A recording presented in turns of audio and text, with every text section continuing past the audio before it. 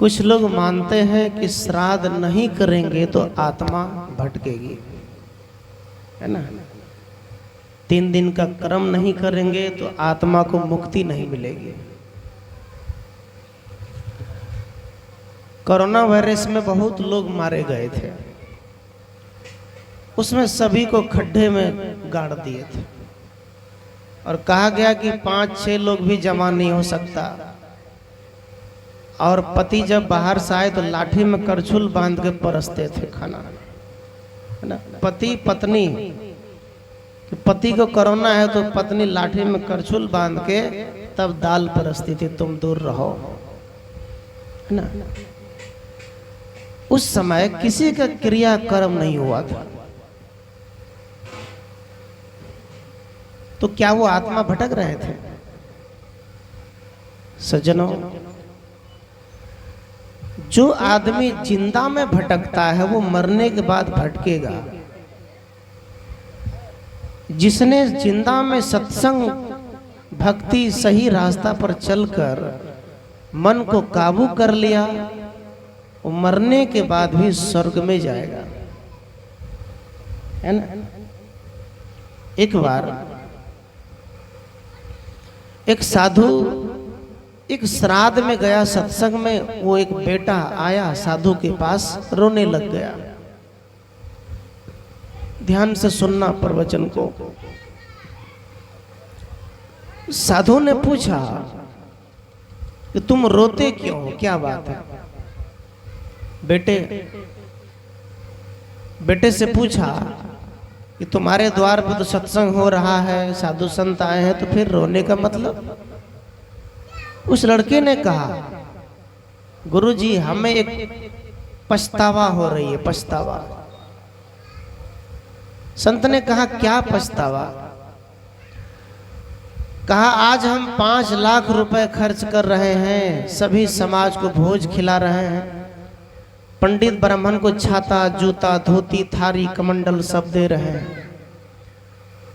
लेकिन मेरी माँ 1 महीना पहले मुझे कहा था कि बेटा मुझे एक चप्पल खरीद कर ला दो, मेरा चप्पल का फीता टूट गया है।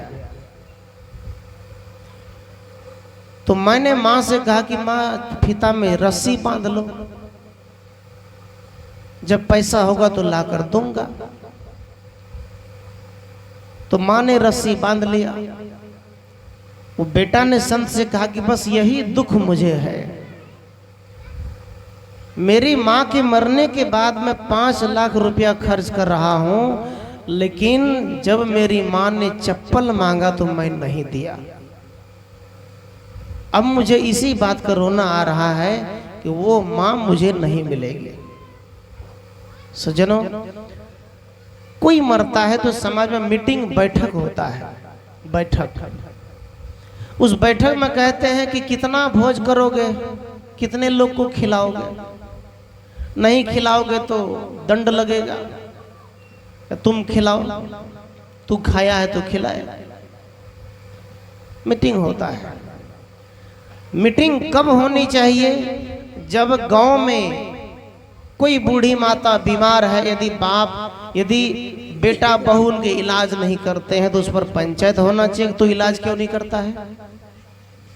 जब उसका जमीन ले रहा है, उसके पैसे ले रहा है, तो इलाज क्यों नहीं करता है? ये बैठक होना चाहिए। और यही श्राद्ध है। कुछ लोग जिंदा में श्राद्ध करते हैं। जिंदा का श्राद्ध क्या है? जिंदा में श्राद्ध अपने सबके लिए कहियो है? नहीं कहना है मैं। जिंदा का श्राद्ध क्या होता है? जिंदा का श्राद्ध होता है उसको खिला दो, पिला दो, है ना। बूढ़ी है, नहीं चल पाते हैं तो उनका साड़ी, धोती, कुर्ता साफ कर दो, तेल मालिश कर दो, बढ़िया से प्रेम और प्यार दो, अच्छे से रखो। ये जिंदा का श्राद्ध है ना, जिंदा का श्राद्ध। नरसिंह में एक जगह सत्संग हुआ। एक आदमी आया सुबह सुबह, कहा बाबा जल्दी चलिए, मेरी माँ मरने वाली है, वो आपको याद कर रही है। वो कह रही कि हम बेला वाला बाबा का सत्संग सुनेंगे, समदन सुनेंगे, उसको बुला दो। तो मैं कहा फिर देरी किस बात की, चला जाए। तुरंत निकले, जो मरने वाले हैं वो हमसे मिलना चाहते हैं तो हम देर क्यों करें, वहां तक पहुंचे। वहां जब गया तो पहले स्तुति विनती कुछ नहीं, समदन ही शुरू किया, क्योंकि उसको समदन सुनना था। उसकी आत्मा समदन के लिए तरस रही थी। समदन गाते गाते गाते तो मैंने गांव वाले से कहा कि सब लोग पानी पिला दो। सब ने जो सत्संग में सब एक एक चम्मच पानी पिला दिया। मैं भी गया 5 बार पानी पिला दिया। फिर एक अंतिम समदन शुरू हुआ, पसरल हटिया, और ये सुनते सुनते बूढ़ी माता के प्राण छूट गए उसी समय सत्संग में ही। उसकी आत्मा सत्संग के लिए तरस रहे थे। लेकिन आज के समाज के लोग ये मानते हैं कि ब्राह्मण पंडित पूजा नहीं करेंगे तो आत्मा की मुक्ति नहीं होगी, भटकेंगे। कैसे भटकेंगे?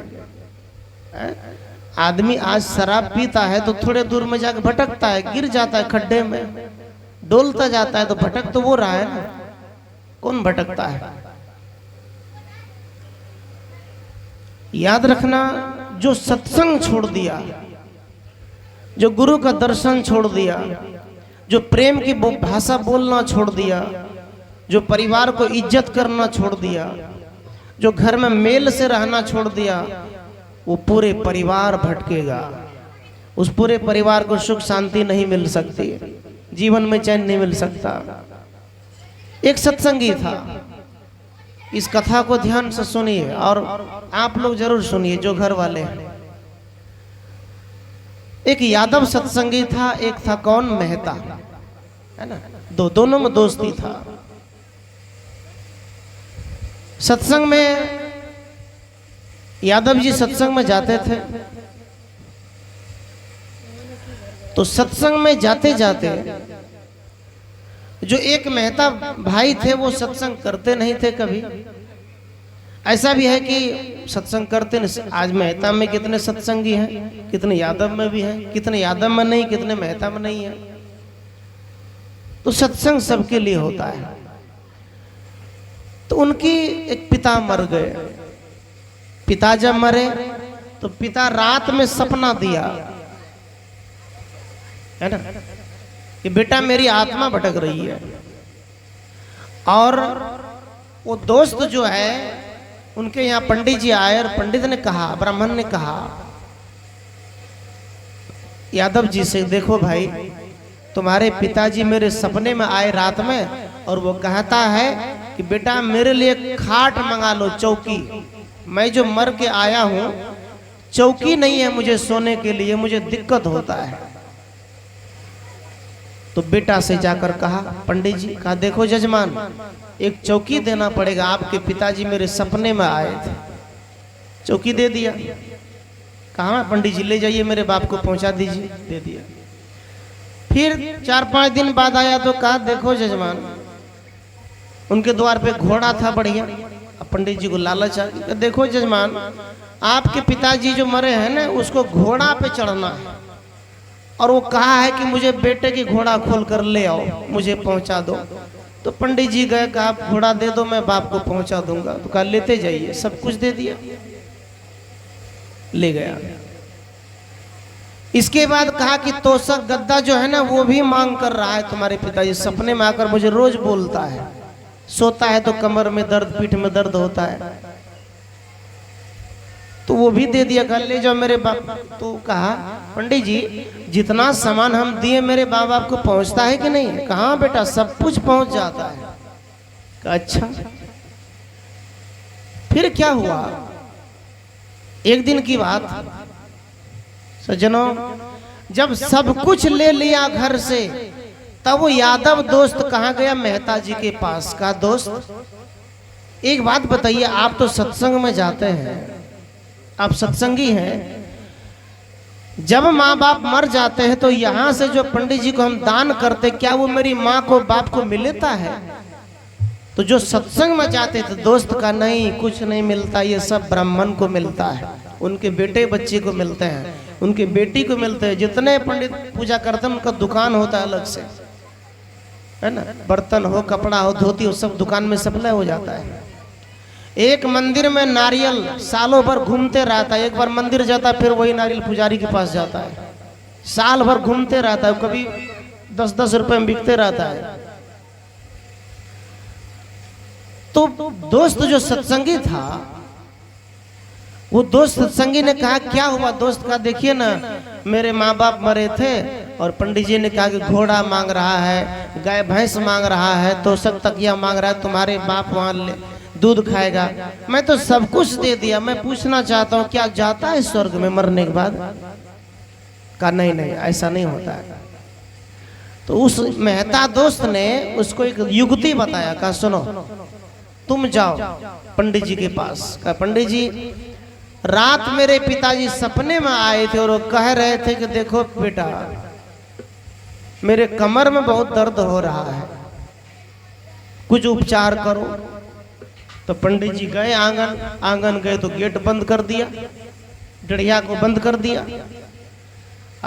आंगन में बहुत बड़ा धुनी लगाए थे चेला का, उसमें रोड धिपाए थे, रोड लोहा का है ना। तो पंडित जी ने कहा कि बेटा ये क्या है, इतना बड़ा रोड क्यों लाल करके रखे हो? तो कहा नहीं नहीं पंडित जी इतने दिन तो मेरे पिताजी आपके सपने में आते थे लेकिन रात मेरे सपने में आए। तो कहा क्या कहा? कहा वो कहा बेटा घोड़ा भी पहुंच गया मेरे पास, गाय भैंस भी पहुंच गया, तोशक तकिया छाता कमंडल सब पहुंच गया, लेकिन बेटा मेरे कमर में जो दर्द है ना उसका इलाज कर दो। कहा कैसे? तो कहा पंडित जी जब आएंगे ना ये रोड धिपा उसको दाग देना तो हम ठीक हो जाएंगे। पंडित जी का तो कान खड़ा हो गया, अब कहाँ भागे हम, गेट तो लगा हुआ है। तो जजमान ने कहा नहीं नहीं रुकिए पंडित जी, सब कुछ मेरे माँ बाप को जब पहुंच गया, आपका दिया हुआ दान जब मेरा दिया हुआ दान जब चला गया तो आपको दाग देंगे तो मेरे बाप ठीक हो जाएगा ना कमर में। तो पकड़ के दाग दिया। तब का पंडित जी जजमान कोई सामान तुम्हारे माँ बाप के पास नहीं, सब मेरे पास है, मैं ला कर देता हूँ। सब लाकर घर में दे दिया। तब कहा कि आज के बाद तुम मेरे द्वार पे मत आना, याद रखना ये दुकान है। कबीर साहब ने इनको 700 बरस पहले विरोध कर दिया काशी में रहकर, है ना। कबीर साहब कहते हैं पहिर जनो जो ब्राह्मण होना महिर का पहराया।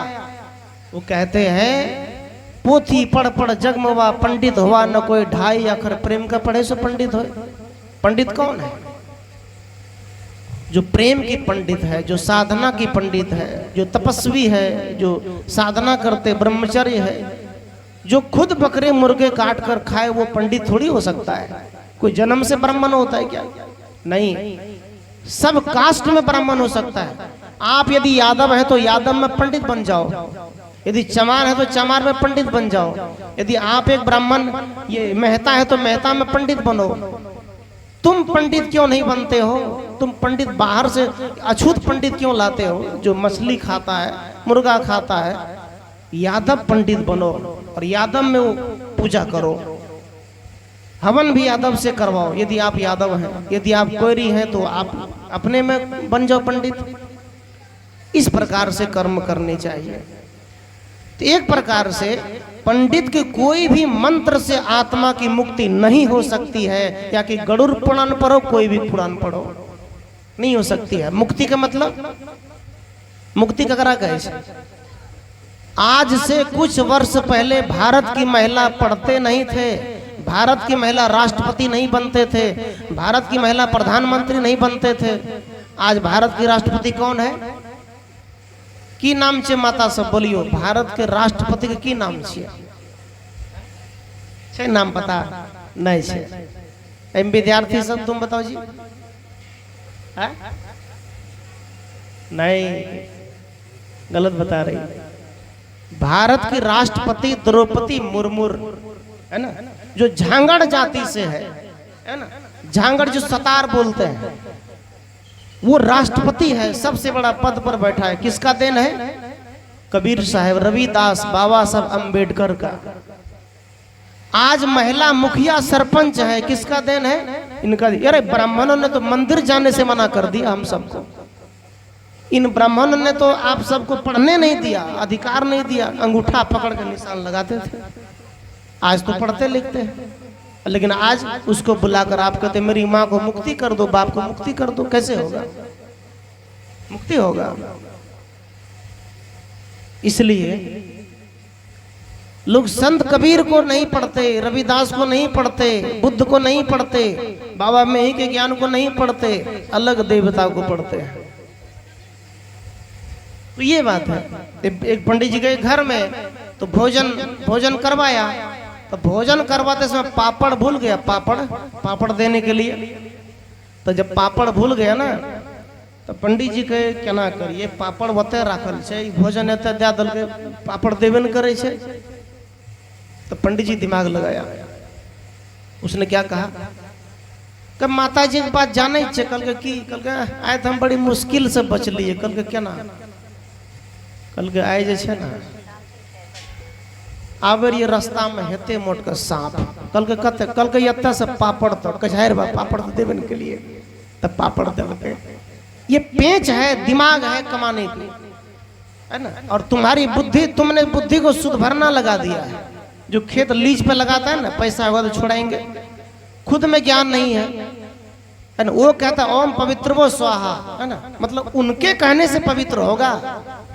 यदि आप घर की साफ सफाई करेंगे तो पवित्र नहीं होगा, है? आप यदि गुरु महाराज के सिंहासन लगा देंगे घर में, पवित्र नहीं होगा। गुरु महाराज के सिंहासन घर में लगा दो, चुड़ैल डायन भूत प्रेत आपको छू नहीं पाएगा, समझ रहे हैं। आपको घर शुद्ध करना है तो गुरु महाराज का सिंहासन लगाओ, घी का दिया जलाओ, घी का दिया जलाने में ध्यान करो, और वहाँ पानी रखो, वहाँ का जल पियो, फूल चढ़ाओ, ये संत की पूजा करो। लेकिन लोग क्या करते, नहीं मरे तो वो जाना ही पड़ेगा। मेरी माँ जब मरी थी, मेरी माँ, तो गांव वाले ने कहा कि पंडित जी ना आते तो फिर क्या लाश उठते, बोले तुम लोग सब भाग जाओ गाँव वाले, हम अकेले उठा लेंगे। मेरी माँ है ना, हम अकेले उसको जहाँ ले जाएंगे तहाँ जाएंगे। अब बाद में सब आए, हमने कहा ब्राह्मण क्या, हम ब्राह्मण खुद बने हैं, पंडित हम है ना। जो ज्ञानी है वो पंडित होता है, जो आत्मज्ञानी वो पंडित होता है, ये कर्मकांडी पंडित नहीं होता है। जो मनुष्य को भेदभाव ना करे, जो मनुष्य को जातिवाद में ना बांटे, जो मनुष्य के एकता में रखे, वो पंडित होता है। जो छुआछूत न करे, नीच ऊंच चमार ये सब को छांट दिया, नीच मान दिया, वो पंडित नहीं होता है। पंडित वो होता है जो संत होते हैं। और हम लोगों ने संतों को बुला करके माँ को अर्थी को उठाए और जाकर दाह संस्कार कर दिए। किसने कहा भोज नहीं खाएंगे, पंडित ने एकदम कहा मत खाओ, मेरा पैसा बचेगा, तुम सब चले जाओ। बाद में सब आया खाने के लिए। कोई पंडित नहीं, संत के द्वारा कर्म किया, संत के द्वारा उनकी श्राद्ध कर्म किए, है ना। आप माँ के लिए कितना ही घर नकली बना लो, वो नहीं रहेगा पिता के लिए। तुमने जितना सेवा किया माँ का, वही उनका साथ में जाएगा। और सरिता देवी तो दान धर्म कर लिया, उसने मुझे दान दिया, जीते जी मुझे गेहूं दिया, चावल दिया, दूध दिया, कपड़े दिया, 5 मीटर कपड़े दिया पहनने के लिए, और क्या दान चाहिए।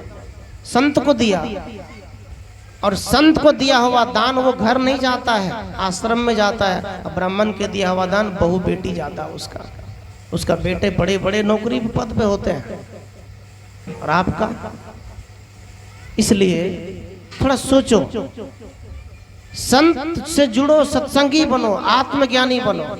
आत्मज्ञानी बनोगे तभी उद्धार होगा, कल्याण होगा, अन्यथा नहीं होगा।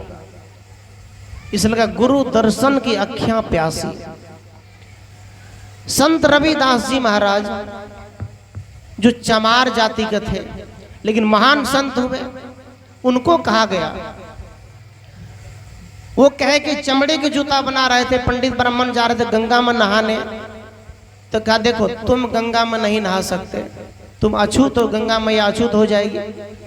लेकिन रविदास ने कहा मन चंगा तो कठोत में गंगा। क्या कहल कई बात, मन चंगा तो कठोत में गंगा, मतलब का मन पवित्र है, मन शुद्ध है, आत्म पवित्र है, तो तुम्हारे घर में ही गंगा है, तुम्हारे घर में ही सरयू नदी है, कहीं जाने की जरूरत नहीं है। घर की गंगा को बहा लो, घर की गंगा को प्रेम की गंगा में बांध लो। ये साहब का आदेश है, ये साहब का कहना है। इसलिए सज्जनों, हम सब क्या करते हैं, संत परंपरा अभी राजेश नाम है, राजेश यादव इन्हीं के चाचा है, जो कि महा शराबी आदमी थे वो पहले, इतना बिगड़ा हुआ, इतना नशा करते थे पूछिए। लेकिन अभी वो क्या कहता है, और हमको एक दिन कह रहे थे कि जानवर कभी बीड़ी नहीं पीता, जानवर कभी सिगरेट नहीं पीते, लेकिन आदमी बुद्धिमान होकर के सिगरेट पी लेता है। आदमी बुद्धिमान होकर गांजा पी लेता, आदमी के पास ज्ञान है तो दारू पी लेता है। और वो बेचारा छोड़ दिया और रोज सत्संग सुन, उनके पास तो कितने साधु का नंबर है, वो चाहे तो किसी को बुला दे यहाँ पर। कैसे बदला? हम बदलेंगे तब बदलेगा, हमको कोई बदल नहीं देगा। इसी तरह कोई मुक्ति देगा नहीं, मुक्ति स्वयं की चीज है, भीतर की चीज है। जब सब छूट जाए, सब पवित्र हो जाए, वो अपने आप मुक्ति का अवस्था है, कोई बाहर की मुक्ति नहीं है। इसलिए कितने लड़के लोग सत्संग से जुड़े हुए हैं, कितने सत्संग से जुड़े हैं। एक बार की बात, दो युवक था, है ना, दो लड़के, दो लड़का में चार भाई था। तो चारों भाई क्या करते थे, एक लड़का पेट्रोल पंप का काम करता है और भाई और काम करता है। अब पिताजी क्या है, शराबी। तो एक आदमी ने पूछा उस लड़के से कि देखो तुम ये काम क्यों करते हो, और भी काम है, ये प्रेरणा तुमको कहां से मिली? सभी भाई से पूछा। एक भाई ने कहा कि मेरे पिताजी शराब पीते थे तो मैं उनको देखकर शराब पी रहा हूं। दूसरे बेटे से कहा, उसने कहा मेरे पिताजी ऐसा करते थे, हम करते हैं। तीनों बेटे ने कहा। तो एक बेटा जो उसने सोचा और पेट्रोल पंप पे काम किया, उनसे पूछा, कहा कि तुमको ये काम करने की आदत कहां से मिली? तो कहा मेरे पिताजी से। कहा वो कैसे? कहा तुम्हारे पिता तो शराबी है, तू शराबी बनना चाहिए। कहा नहीं नहीं, मैं देखा कि मेरे पिताजी जब रात में शराब पी कर आते हैं तो मेरी मम्मी को मारते हैं, घर में सबको परेशान करते हैं, पैसे बर्बाद करते, दुखी होते हैं। इसलिए मैंने सोचा कि मैं पिता जैसा नहीं बनूंगा, मैं अच्छा इंसान बनूंगा। इसलिए मैंने कमाई का जरिया खोजा कि मैं कमाऊंगा, मैं कमा करके अच्छा युवक बनूंगा, अच्छा बेटा बनूंगा, अच्छा घर परिवार बसाऊंगा, ये सोचा। सज्जनों, ज्ञान कहीं भी लिया जा सकता है, ज्ञान के लिए कोई दूसरा जगह नहीं। ऐसे दो भाई था, दो भाई में पिता ने कहा कि बेटा दोनों को परीक्षा ले रहा हूं कि राजा कौन बनेगा। जो बेटा सबसे बड़ा बुद्धिमान होगा उसके गले में माला पहना दूंगा, सिर मुकुट पहना दूंगा। तो कहा ठीक है, दोनों को दिया 50-50 रुपए। कहा इस 50 रुपए में जो मेरे घर को भर देगा धन दौलत से, मैं उसको राजा बनाऊंगा, मतलब मेरे घर को भरना है। तो दोनों बेटे को दिया। एक बेटा पैसा लेकर गया कहाँ, बाजार में जो नाली साफ करते हैं ना, बाजार के कूड़े कबाड़ झाड़ू मार के साफ करते हैं, ठेला वाले के पास, उनके पास गया। कहा ये 50 रुपए लो, मेरे घर को भर दो। सब कचड़ा लाके घर भर दिया। दूसरा बेटा पैसा लेके चला गया बाजार, कुछ चावल लिया, कुछ आटा लिया, कुछ तेल लिया। पहले जमाने में सस्ता था सब कुछ। पिता के लिए धोती कुर्ता लिए, माँ के साड़ी लिए, चप्पल लिए, प्रसाद लिए। घर आए, कहा पिताजी हम आ गए। का घर भर गया? कहा आंगन में चौका लगाया, माँ बाप को खड़ा किया, और माँ बाप को खड़ा किया, पूजा किया। का पिताजी तमेव माता च पिता तमेव, का तुम माता हो, तुम पिता हो, तुमसे बड़ा मेरा कोई नहीं, तुम ही सब कुछ हो। तुम माता, तुम पिता, तुम मित्र, तुम मेरे सगे साथी, और कौन? तो पूजा किया। कहा बेटा मुझे ये जानना है कि तूने घर भरा है कि नहीं? कहा पिताजी चलिए दिखाता हूँ। दिखाया, आटा चावल सब कुछ लाया, कुछ पैसे बचा कर लाया। कहा पिताजी आपने कहा घर भरने के लिए, तो मैं आपने जो पैसा दिया मैं ये सब खरीद कर लाया हूँ, यही तो घर भरना है। तो कहा दूसरा बेटा का उसको जाकर देखिए। दरवाजा खोला तो पूरा कूड़ा कचड़ा भरा हुआ है। तो जो बेटा आटा चावल खरीद के लाए, माँ बाप की पूजा किए, उनके गले में माला पहना दिया, सिर मुकुट पहना दिया, कहा यही आज से राजा है। बड़े ने विरोध किया, कहा ये कैसे हो सकता है, मैं बड़ा हूं, मुझे राजा बनना चाहिए। नहीं नहीं, तुम बड़े हो लेकिन बड़े जैसा कर्म नहीं है। 50 रुपए बीड़ी सिगरेट खैनी जर्दा से घर भर देते हो, कोई बेटा 50 रुपए में अपना परिवार को सुख चैन के सामान खरीद देता है। कौन बड़ा होगा? अच्छा पुत्र बनना चाहिए कि नहीं है? भक्ति कब करनी चाहिए? जवानी में? कब? बुढ़ापे में? भक्ति जवानी से करो, चाहे बेटी चाहे बेटा हो। चोरी जवानी में होगी, किसानी जवानी में, जितना भी खराब से खराब काम करो सब जवानी में होगा, और भक्ति और आत्म कल्याण का काम भी जवानी में होगा, मरने के बाद नहीं होगा। तो जब करना है तो अच्छा करो, खराब क्यों करें? इसलिए भक्ति, कितने लोग क्या कहते हैं, बाबा आप लोग छोड़ दिए घर इतना जल्दी, है ना, 25 वर्ष की उम्र में आप छोड़ दिए, क्या हुआ था? कोई दुख तकलीफ हुआ था क्या? दुख नहीं हुआ। बुद्ध राजा के बेटा थे, बुद्ध भगवान राजा की बेटा, एक बेटा राजा की बेटा, पूरा राज उनके पास था। और बुद्ध ने घर छोड़ करके सन्यास ले लिया, और एक आदमी ने सन्यास में दान किया, क्या हीरा मोती का? नहीं नहीं, मैं तो हीरा मोती छोड़कर आया हूं, तुम मुझे क्यों दे रहे हो? इसको हटाओ। जो दक्षिणा में देना है तो दे दो, कुछ साधु संत का पेट भर जाए, ये हीरा मोती ले जाओ। सज्जनों, साधना शौक की चीज है, समाज को जगाने के लिए होता है। जगना कैसे है? कौन जगेगा? जो ड्राइवर होता है ना बस में, एक आदमी चलाने वाला होता है, उसमें 100 आदमी बैठा होता है। 100 आदमी सो जाए तो गाड़ी चलेगी, यदि ड्राइवर सो गया तो गाड़ी नहीं चलेगी, सबके राम नाम सत हो जाएगा। इसी प्रकार से जिस घर में माँ बाप सो जाते हैं, मतलब भक्ति छोड़ देते हैं, सत्संग छोड़ देते हैं, उसके घर में पुत्र परिवार सबका जीवन नाश हो जाता है। इसलिए आगे आगे चलो, पीछे से सब बच्चे आपके पीछे चलेंगे। आगे आगे अच्छे कर्म करो, बच्चे भी करेंगे। आप आगे आगे गाली गलौज करोगे तो बच्चे भी करेंगे।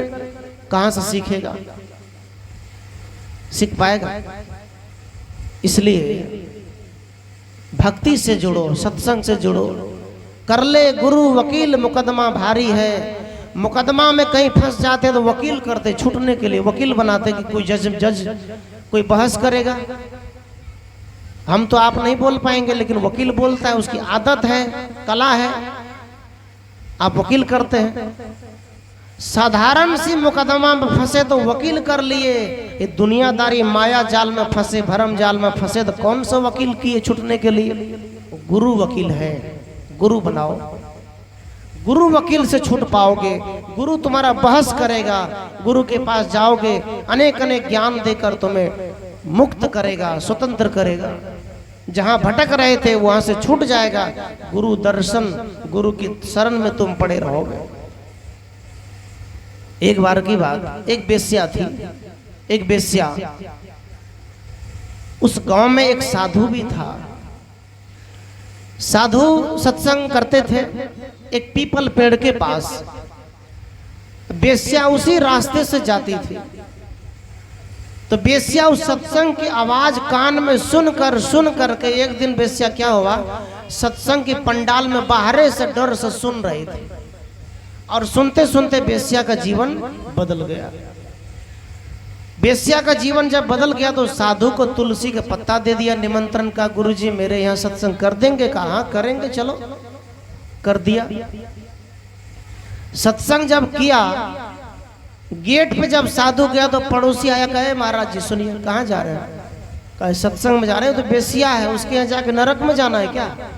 वो बेश्या है, आप उसके यहाँ क्यों जाते हैं?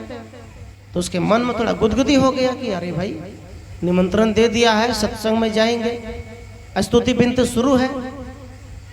तो पड़ोसी ने कहा कि सत्संग में जाते तो जाइए, लेकिन भोजन नहीं करिएगा। यदि आप उसका अन्न खा लेंगे तो आप नरक में जाएंगे। तो साधु तो मन में सुन लिया, सत्संग हो गया। जब भोजन की बारी आई तो बेश्या थाली लेकर आगे में बैठ गई। तो साधु ने कहा बेटी मैं तुम्हारे यहाँ खाना नहीं खा सकता, भोजन प्रसाद नहीं ग्रहण करूंगा। कहा क्यों? कहा तुम्हारे कर्म अच्छे नहीं है, तुम ठीक नहीं हो। तो बेश्या की आंख से आंसू बह गए। कहा गुरुजी मैंने जीवन में कभी सत्संग न किया न सुना, लेकिन ये जो सत्संग सुन कर रही हूं मैं आपके कारण, आप जिस पीपल पेड़ के पास सत्संग करते थे मैं उस रास्ते से जाती थी, और आपकी सत्संग सुन करके मैंने 1 साल पहले ही गलत कर्म छोड़ दिया है और मैंने आपको बुलाया है। मैं सच कह रही हूँ, मैं गलत काम नहीं करती, मैं अच्छे से जीवन जीती हूँ, अपने पति अपने परिवार के साथ रहती हूँ, मैं सुधर चुकी हूँ, तभी तो मैं सत्संग कराई हूँ। और तब भी आप नहीं खाएंगे तो मेरा उद्धार कैसे होगा? तो साधु ने कहा बेटी ठीक है मैं अगले वर्ष खाऊंगा। साधु आश्रम गया, आश्रम में मर गया। साधु आश्रम में मरा, बेश्या घर में मर गई। उसी दिन दोनों मर के गए यमराज के पास। जब यमराज के द्वार में गया तो वहां बेश्या और साधु नंबर लगा हुआ है दोनों। तो यमराज ने कहा कि साधु को नरक में भेज दो, बेश्या को स्वर्ग में भेज दो। साधु ने कहा ये क्या मतलब होता है? कहा मैं साधना किया हूं, मैं साधु हूं, मैं तपस्या किया हूं, तो मुझे नरक क्यों दे रहे हैं? ये बेश्या जीवन भर गलत काम किया, उसको आप स्वर्ग में क्यों भेज रहे हैं? कहा महाराज जी महात्मा जी यही लिखा हुआ है आपकी किताब में, देख लीजिए उल्टा कर।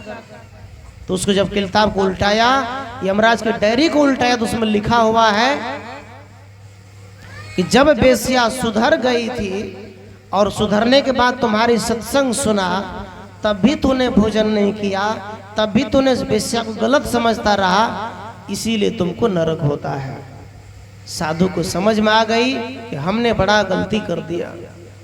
बेश्या जब सुधर गई तो भोजन नहीं किया, इस कारण से हमको नरक हो रहा है।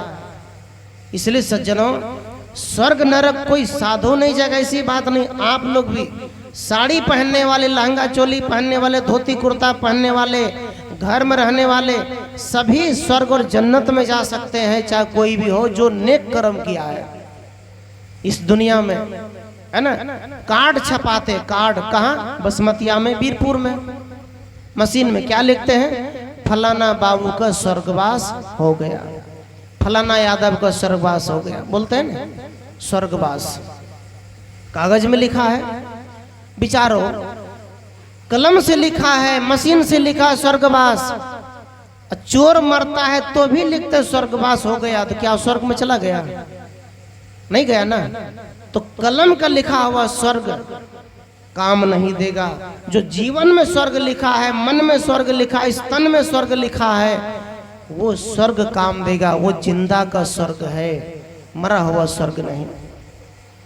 मरने वाला स्वर्ग जो कहते हैं ना, पंडित जी भेजेंगे, अभी कह रहे थे ना साहब एक मोबाइल भी दे देना, वहां भेज देगा, ताकि मम्मी फोन करेगा पिताजी के, बेटा हम ठीक किया। पंडित जी के पास क्या पावर है यहाँ से भेज देगा? नहीं, गुरु के पास पावर है जो आपको स्वर्ग में भेज सकता है, और किसी के पास नहीं है। इसलिए जीते जी स्वर्ग बना लो, मरने के बाद कागज पे लिखा जाएगा। इसलिए कहा माँ बाप की एक दुआ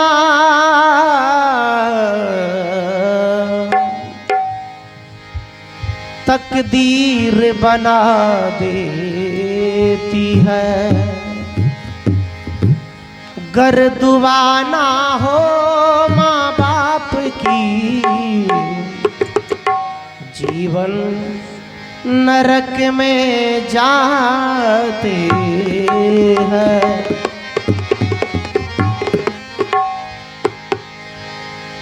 दिल उनका नहीं दुखाना, दिल उनका नहीं दुखाना, माँ बाप से बढ़कर जग में कोई दूजा नहीं खजाना। जिसने तुझे जन्म दिया रे, दिल उनका नहीं दुखाना। जिसने तुझे जन्म दिया रे, दिल उनका नहीं दुखाना।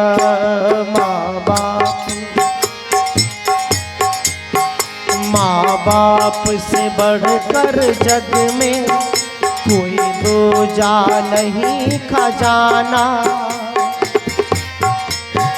जिसने तुझे जन्म दिया रे, दिल उनका नहीं दुखाना।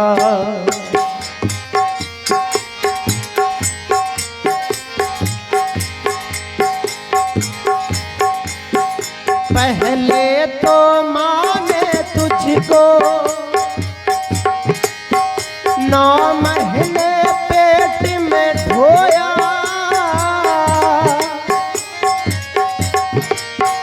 सीने का दूध पिलाया, तू जब जब बंदे रोया। बड़ा कर्ज है तुझ पर माँ का बेटा, बड़ा कर्ज है तुझ पर माँ का। तेरा काम है कर्ज चुकाना। जिसने तुझे जन्म दिया रे, दिल उनका नहीं दुखाना। माँ बाप से बढ़कर जग में ओ, दिल उनका नहीं दूजा कोई ठिकाना। जिसने तुझे जन्म दिया रे, दिल उनका नहीं दुखाना।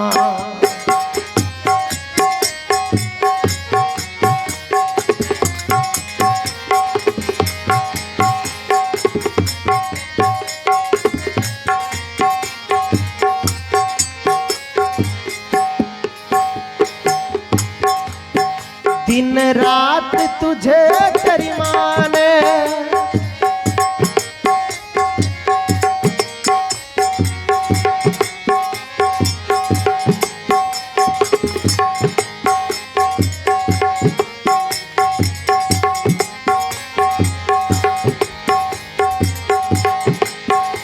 दिन रात तुझे तेरी माँ ने बाहों में अरे झुलाया।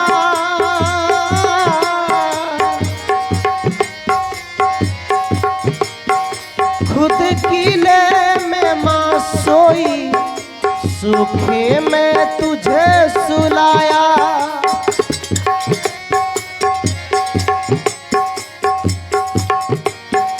बड़ा कर्ज है तुझ पर माँ का, ओ बड़ा कर्ज है तुझ पर माँ का। बड़ा कर्ज है तुझ पर पिता का। तेरा काम है कर्ज चुकाना। और जिसने तुझे जन्म दिया रे, दिल उनका नहीं दुखाना। माँ बाप से बढ़कर जग में ओ,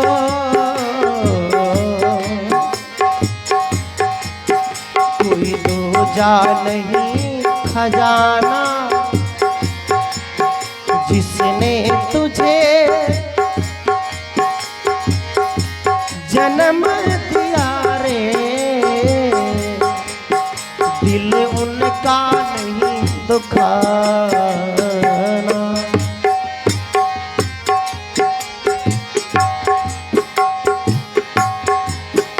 माँ बाप की शरण से बढ़कर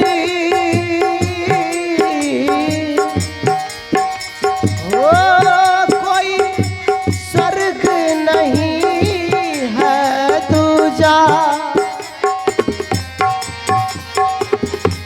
कहते गुरु और माता पिता, बस इनकी चरण सेवा करो और कहीं ना करो। माँ बाप की शरण से बढ़कर कोई स्वर्ग नहीं है दूजा, सब छोड़ के तीरथ बंदे,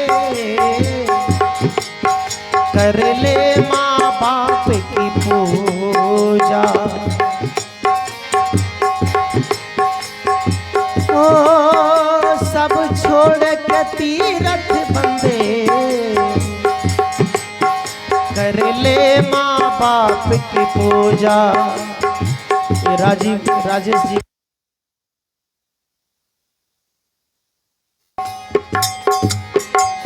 माँ बाप की शरण से बढ़कर कोई स्वर्ग नहीं है दूजा, सब छोड़ के तीरथ बंदे, कर ले माँ बाप की पूजा। बड़ा कर्ज है तुझ पर माँ का, न पिता को कभी रुलाना, जिसने तुझे जन्म दिया रे दिल उनका नहीं दुखाना, जिसने तुझे जन्म दिया रे दिल उनका नहीं दुखाना। माँ बाप से बढ़कर जग में, माँ बाप से बढ़कर जग में कोई दूजा नहीं खजाना, जिसने तुझे जन्म दिया रे दिल उनका नहीं दुखा। बोलो सद्गुरुदेव भगवान की।